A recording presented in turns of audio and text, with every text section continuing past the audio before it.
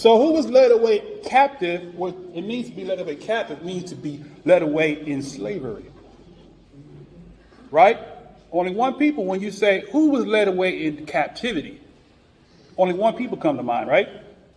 That's our history, right? That's what Uncle Whye was saying. He was saying the Bible is our history. The Messiah during his day, which was after the Babylonian Assyrian captivity, the Messiah said, you will be led captive into all nations. The transatlantic slave trade, the trans-Saharan slave trade took our people to the four corners. Isn't that prophecy? Yes, it is. He said, you shall be led captive into all nations. Right? And then he said, Jerusalem, we trodden down by the Gentiles. So the people who we have accepted as being Jerusalem and Israel are Gentiles. Gentiles can be found in Genesis chapter 10, which are the sons of the Europeans. Europeans are the Gentiles. The scriptures never refer to an African as a Gentile. Never refers to a Shemite as a Gentile. But Genesis 10:5 says, the sons of Japheth, the isles of the Gentiles, were divided. Okay? Now, so we are that people. Now, Deuteronomy 28:68. I'm going to expedite this. 28:68. What does that say? And Yah shall bring thee into Egypt again with ships, by the way whereof I spake unto thee. Thou shalt see it no more again. And there ye shall be sold unto your enemies for bondmen and bondwomen, and no man shall buy you. There goes our history, right? Who was sold, who came into the Western Hemisphere in ships? Whose history is that? That's why the so-called people want to get rid of, they call it critical race theory. There's not, that teaching history is not critical race theory. We was kids, they taught us we were slaves. We was always slaves. That never sat well with me because I want to know why were we slaves? What did we do to be slaves? But the book details, right? Now, let's back up a little bit. Let's go to Deuteronomy chapter 28, verse 1. Read that, please, Deuteronomy 28 and 1. We all know this. And it shall come to pass, if thou shalt hearken diligently unto the voice of Yah thy Elohim, to observe and to do all his commandments, which I command thee this day, that Yah thy Elohim will set thee on high above all nations of the earth. Mm-hmm. Now, read verse 15. So that's the problem. We all sing that, right? I'm blessed in the city. I'm blessed in the field. I'm blessed when I come and when I go. We know, right? But here, the kicker to that is verse 15. What does it say? But it shall come to pass, if thou wilt not hearken unto the voice of Yah thy Elohim, and to observe and to do all his commandments and his statutes, which I command thee this day, that all these curses shall come upon thee and overtake thee. You hear that? So when we go into the major cities, you don't have to ask nobody, where do black folks live at? You already know. You know when you enter into the hood. That's a sign of prophecy, right? I don't have time in this today. If you want me to, come and share a full sermon, I'll do it. But you read the whole chapter, Deuteronomy 28, that speaks to our history. That speaks to us. It talks about our forefathers having yokes of iron around their neck, having their sons and daughters sold into slavery, right? Groping at noonday, not being able to know where their next dollar's coming from. Wishing it was daytime when it's nighttime. Wishing it was nighttime when it's daytime. That's what Uncle Whye was trying to communicate. All right? Now, let me read one more and then we're going to wrap it up. Lamentations 4:17. What does that say?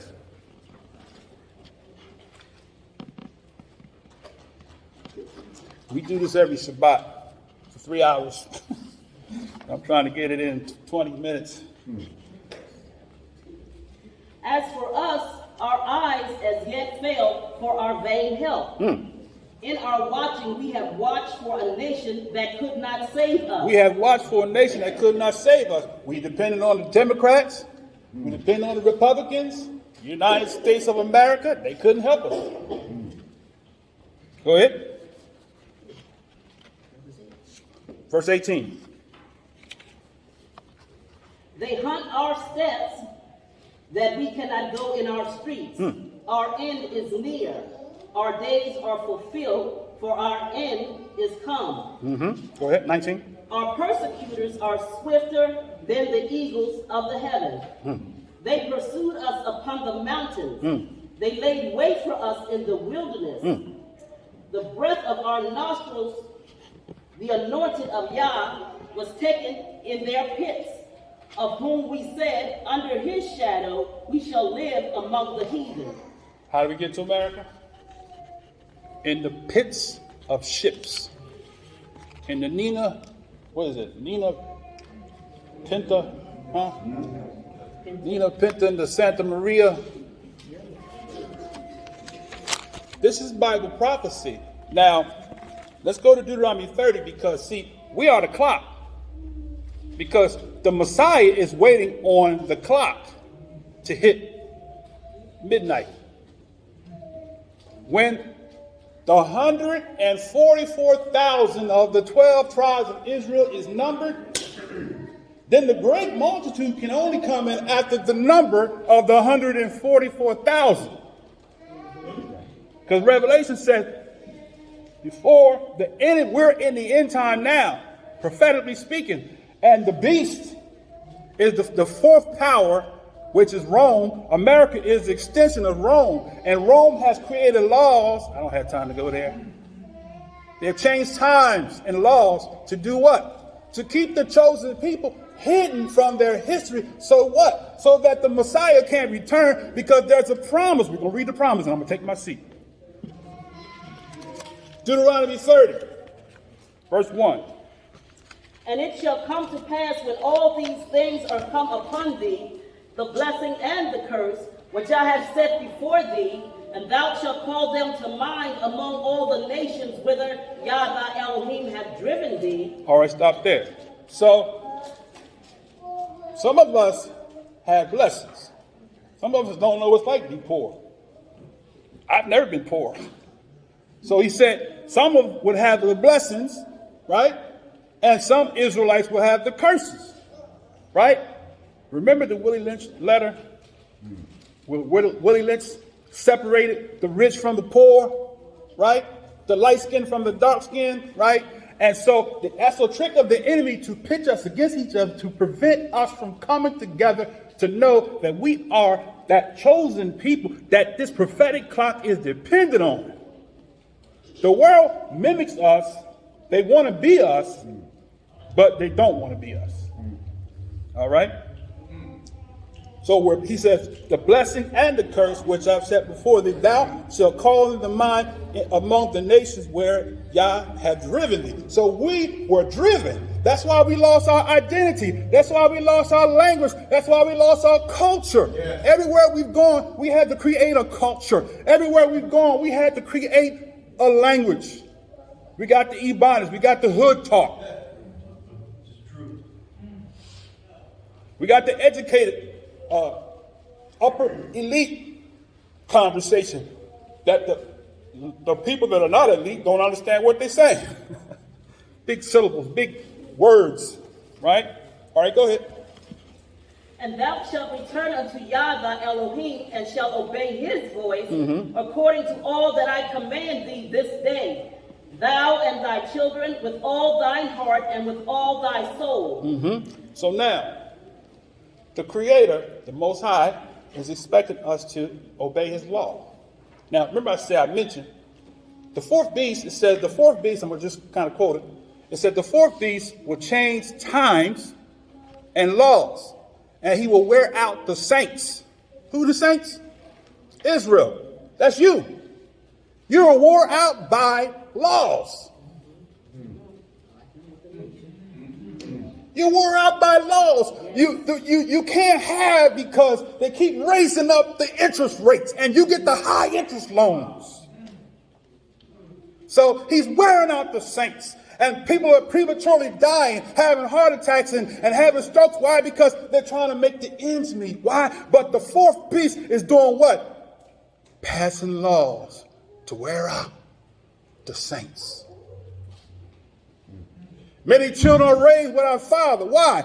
Because the beast have changed laws to wear out the saints. The welfare system is designed to push the father out the house so the beast can control the home, wearing out the saints. Yes. But today is a new day. 30 years ago, the Most High revealed this to me 30 years ago. And I struggled because I'm like, man, my dad was Bishop Cotton. He was this and he was that, and I'm not teaching the same thing. And my family was looking at me like I'm crazy. He's in a cult. He done left God, and he done backslid. Everybody said all kinds of things. All I'm trying to do is follow the Bible, right? All right, go ahead. Let me get on out the way.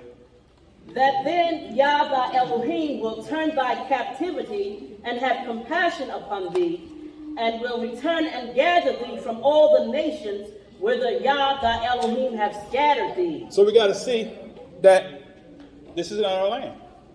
That's why it's hard for us. We're in captivity. That's why we plant drugs.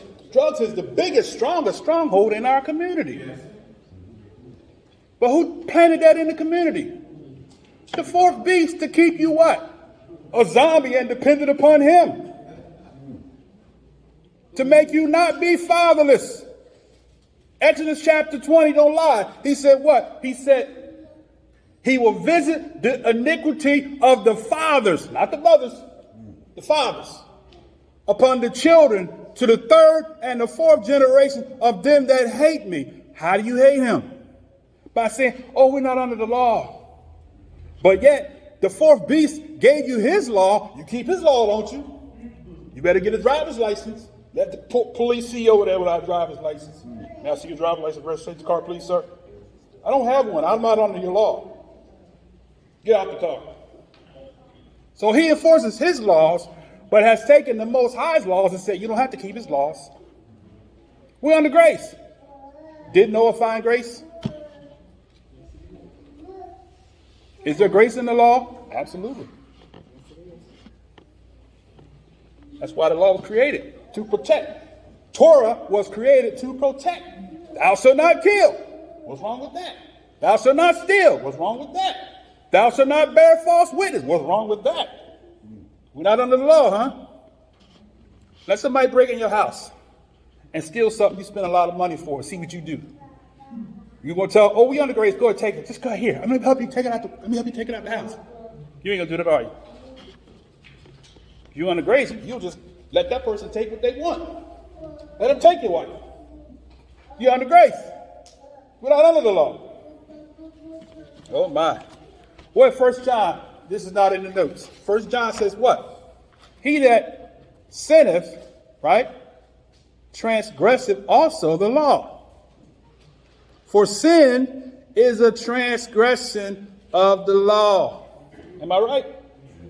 Didn't Paul say, where there is no sin, where there is no law, sin is not imputed.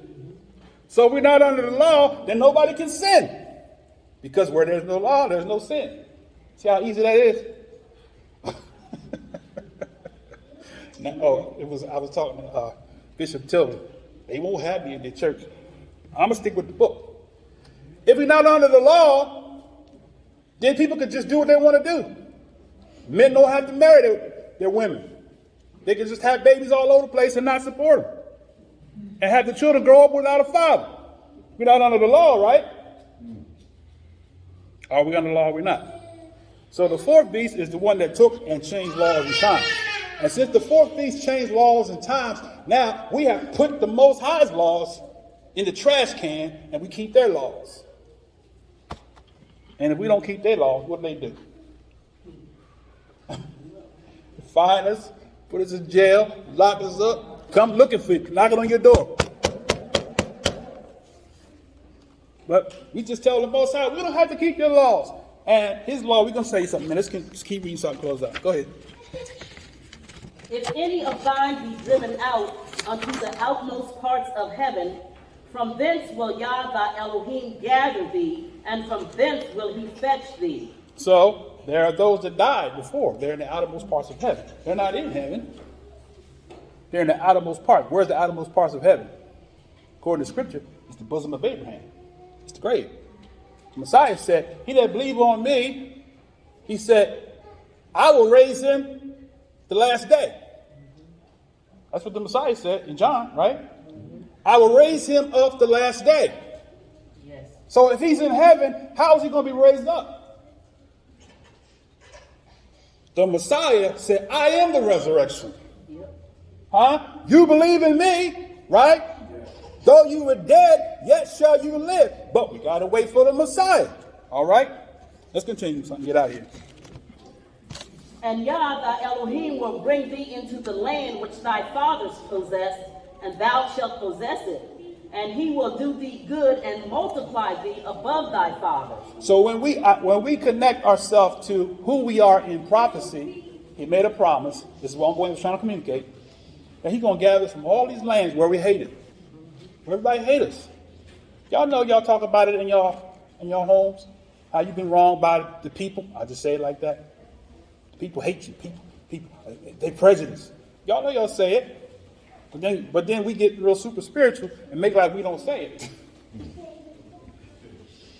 But the Most High said, we are those people that after we get connected back to our covenant, which connects us back to our Elohim, whose name is Yah, then that's the end. Because all of our loved ones that died, that didn't know this truth, they're going to resurrect in the first resurrection. And guess where they're going? Not to heaven.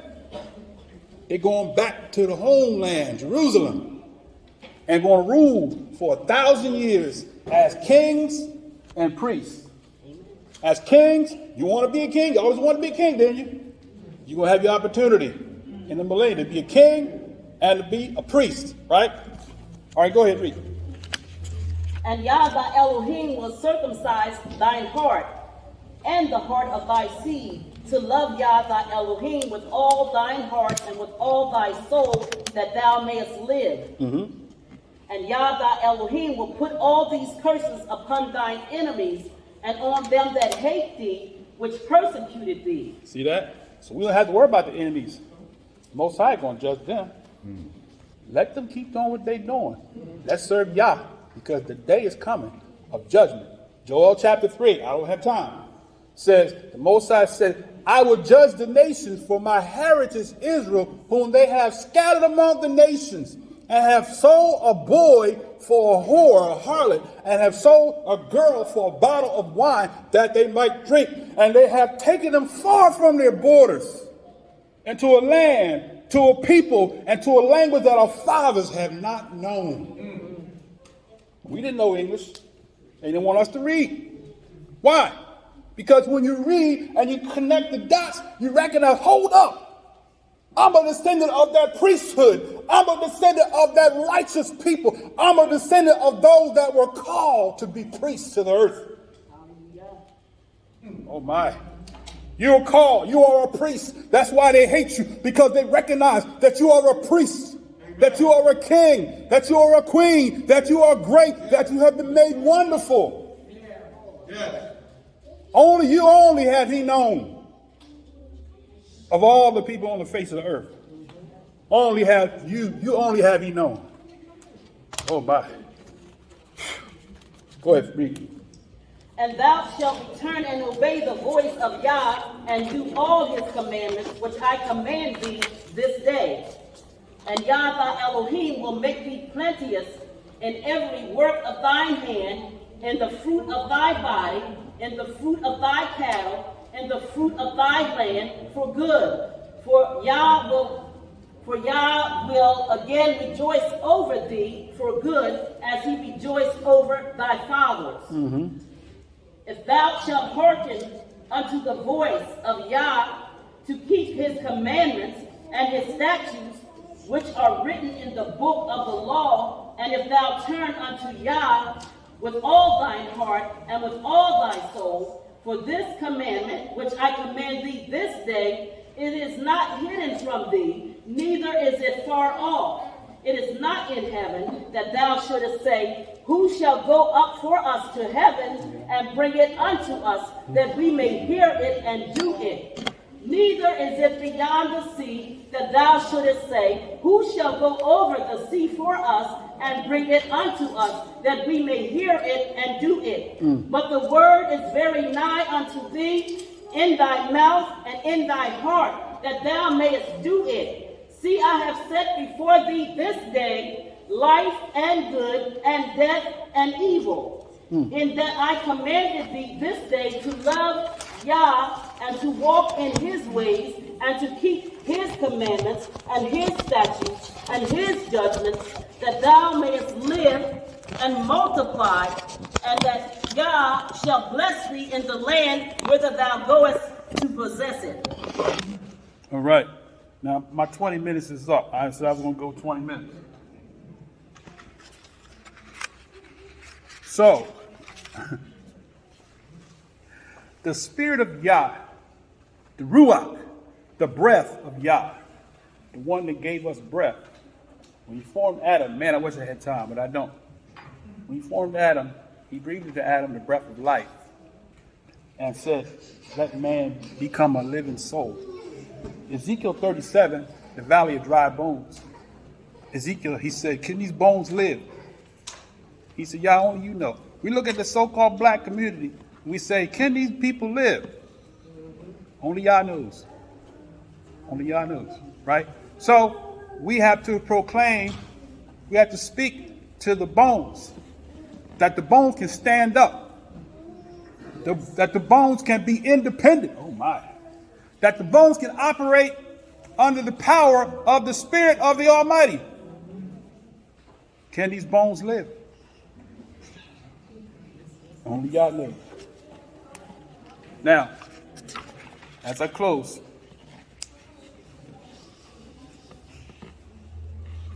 I want to leave you with this here. Deuteronomy 28:15 says, it shall come to pass that thou wilt not hearken unto the voice of Yah to observe, to do all his commandments, statutes. That's not the one I want to read. 25. Yah shall cause thee to be smitten before your enemies. Thou shalt go one way against them and flee 7 ways before them. That's what's happening with the police. And shall be removed into all the kingdoms of the earth. 29 says, thou shalt grope at noonday, as a blind gropeth in darkness. And thou shalt not prosper in thy ways, and thou shalt be only oppressed, spoiled evermore, and no man shall save thee. But, the kicker, when we return to the covenant that the Most High gave with us, I didn't have time to read it, but in Exodus 19, the Most High, when the children of Israel came out of Egypt, he made a covenant with Israel. He said, you obey my voice and keep my covenant, I will make you a kingdom of priests, a priest to the nations. Every ethnic group is depending on us. He didn't just give it to us to keep it to ourselves, but he's depending on us and expecting us to embrace it. And that's what Uncle Whye did. Uncle Whye embraced it. We had Bible study at his house. He embraced it. Cousin Richard. Is Richard in here? Did I see Richard? Embraced it. We had some differences in some other things, but besides that, but he embraced that he's an Israelite, right? But we are priests to the nations.